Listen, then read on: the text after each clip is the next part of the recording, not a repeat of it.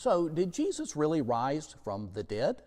The resurrection of Jesus is part of Christian belief. The four Gospels tell the story of the resurrection, but have you ever wondered, is it really true? Well, the resurrection is not like a science experiment that can be repeated in a laboratory. That would be nice if it were.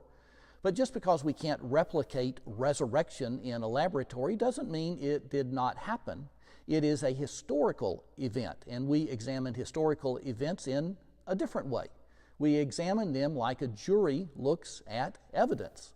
And we look at what we know, and we try to ascertain what the truth is, what really happened.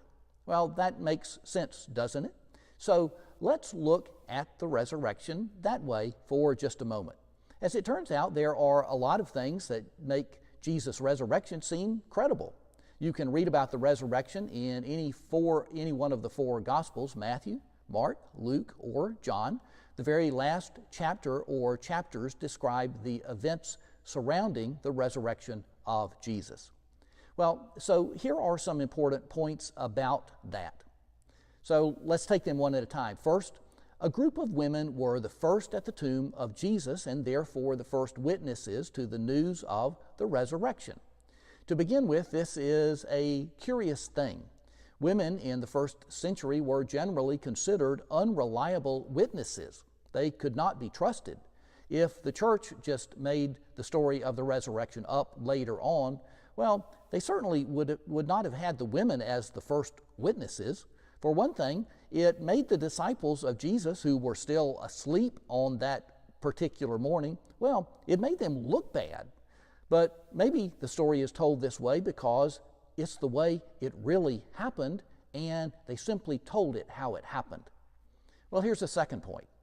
The accounts say that when the women arrived at the tomb on that Sunday morning, the stone was rolled away and the guards were either gone or incapacitated. Well, that's interesting. Ordinarily, the women would have found the stone in front of the tomb and the guards standing watch. But that was not apparently what was the case. So we might ask, what happened? Who moved the stone? Did the guards? Well, not likely. They had no reason to move the stone away from the tomb for the women. Did the women? Well, they typically would not have been strong enough to do so. And why did the guards not interfere with the women going in to look at the tomb or just simply run them off? Well, as the Gospels tell the story, an angel came down and rolled back the stone. And that's why it was not in front of the tomb. When the guards saw the angels, they were terrified. And one account says that they shook and became like dead men. And eventually they would leave and go tell the religious leaders what had happened. Now, this may sound fantastic, but it does explain how the stone is rolled back. It also explains the lack of interference with the women by the guards. So it is potentially a very credible explanation. So another part of the story is the empty tomb. On that Sunday morning, everyone seems to acknowledge that the tomb of Jesus was empty. Jesus was not there, and there's not a body of Jesus to be found anywhere. But maybe you've noticed dead bodies are notoriously difficult to hide. Have you realized that? The police are always finding them. So why does no one ever find the body of Jesus? Certainly, plenty of people had an incentive to do so, particularly the religious leaders. The last thing they wanted was for this Jesus movement to stay alive.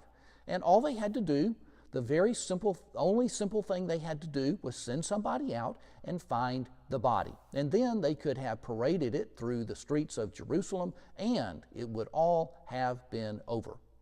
But one was never found. There was never a body of Jesus found. And why is that?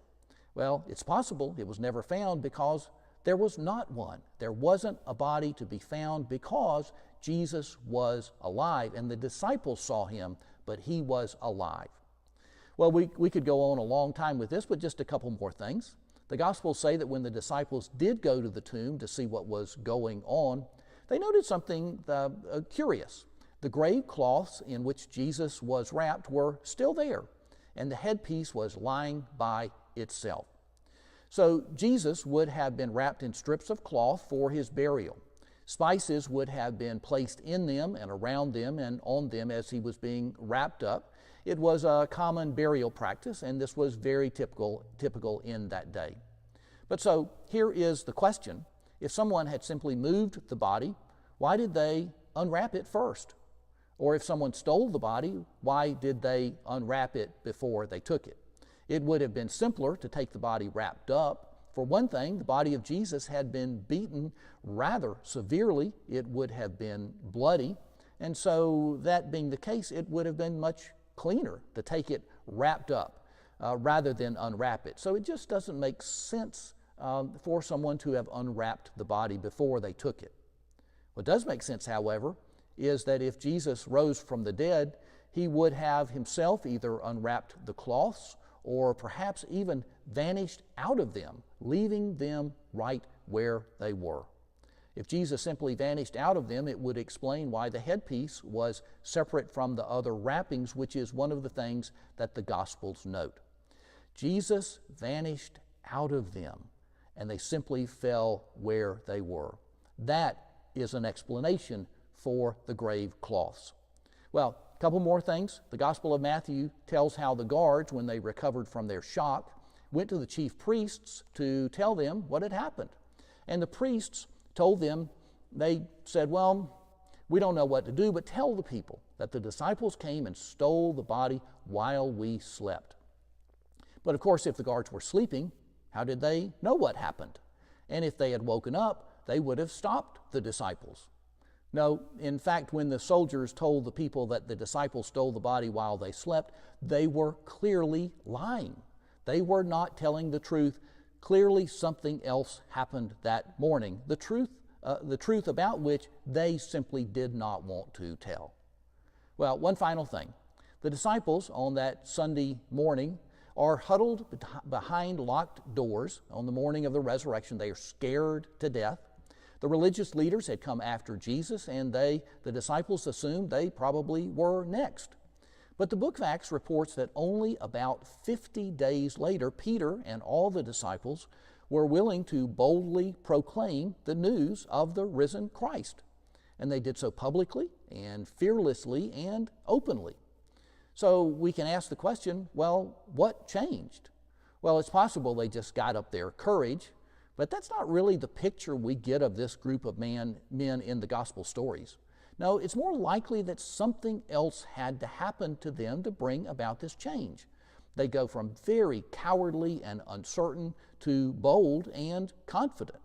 Well, so we can ask, what happened? What might possibly explain this? Well, one thing that would explain this dramatic change is that Jesus rose from the dead, and they saw him. They experienced him over a period of 40 days, in which the Gospels say he appeared to them before he ascended into heaven. And when the Holy Spirit descended on the church to empower it for its work and ministry, 10 days later, they were ready to proclaim his resurrection with boldness because they knew it was true. Well, the resurrection of Jesus perfectly explains this change in the disciples, and this is a lasting change. They will all, except one, die violent deaths because of their proclamation of the good news of Jesus' resurrection and his promise of salvation for everyone. And you know, people just don't die for something they know is not true. It's just not something people do. So the accounts of the resurrection in the Gospels actually make perfect sense, and they ring true if Jesus actually did rise from the dead. If you look at the event as a jury trying to discover what really happened, you see the evidence pointing in one clear direction. The descriptions, the details, and the reactions of the people in the stories are just what we would expect if Jesus really did rise from the dead. This is Robert Bowler Jr., and I will see you soon.